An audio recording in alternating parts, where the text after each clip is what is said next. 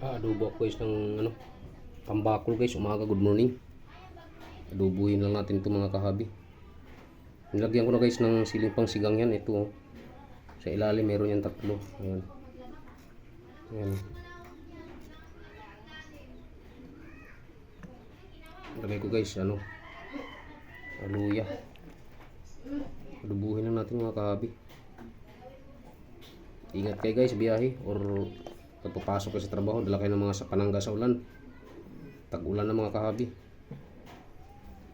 Tapos bawang guys, sibuyas,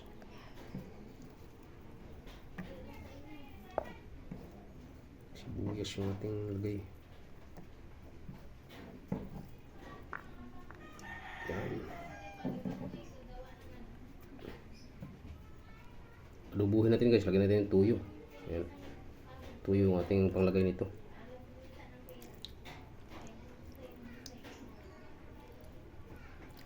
Okay. Tapos mag-add tayo guys ng kunting asin. Kasi dadami yung sabaw. Walang sabaw yan guys, pero maya, tingnan nyo. Daming sabaw yan. Kunting asin lang guys ang ilagay natin. Siyempre hindi pa complete yung ating adobo kung hindi tayo maglagay nito. Kahit sino guys naglalagay nito, bitsin or monosodium, konti lang guys. Kasi lahat ng kuwan sa mundo panghalo sa pagkain ay may limitasyon. Masusobrahan tayo niyan nakakasira sa katawan yan guys. Kaya unti-unti lang ang ilalagay natin. Salang na natin mga kakabi. Babalikan namin kayo mamaya guys. Adobong tambako lang ating recipe sa umagang ito. Good morning sa inyo lahat guys. Silipin natin mga kahabi. Ayan na ang ating adobo. Kumuno na siya guys. Ayan. Tutubig na siya guys. Ang sinabaw lang natin yun guys, tuyo lang kasi adobo nga po yan. Ayan. Tuyo at saka nilagyan ko ng konting suka mga kahabi. Tapos dinamihan ko ng mga ricados. Tambakol po ito mga kahabi, baka mag-isip kayo kung anong isda ito. Tambakol. Ilubo natin ito. Sariwa yan siya guys. Baka kahapon pa nahuli ito ng gabi sa karagatan. Siyempre binibiyahe pa ng mga mananagat yan or mga fisherman patungo sa ating daungan. Kaya ganito na siya.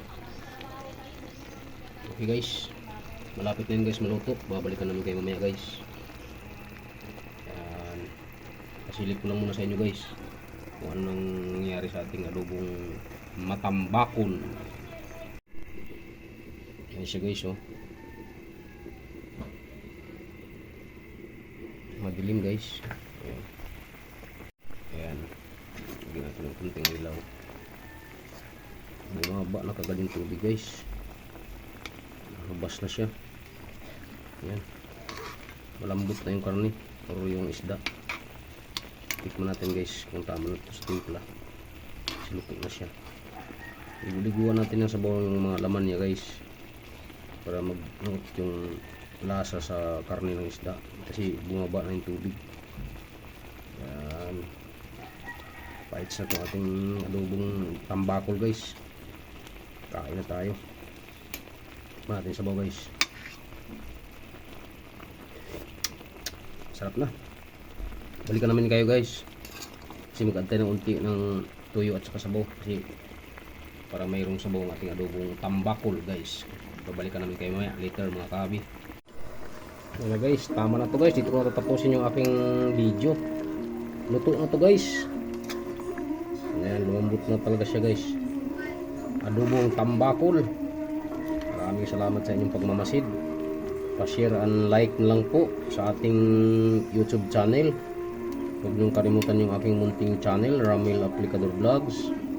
Huwag niyong kalimutan pindutin ang notification bell na sa bandang kanan ng inyong video mga kahabi para updated po kayo guys sa ating mga panibagong video na gagawin.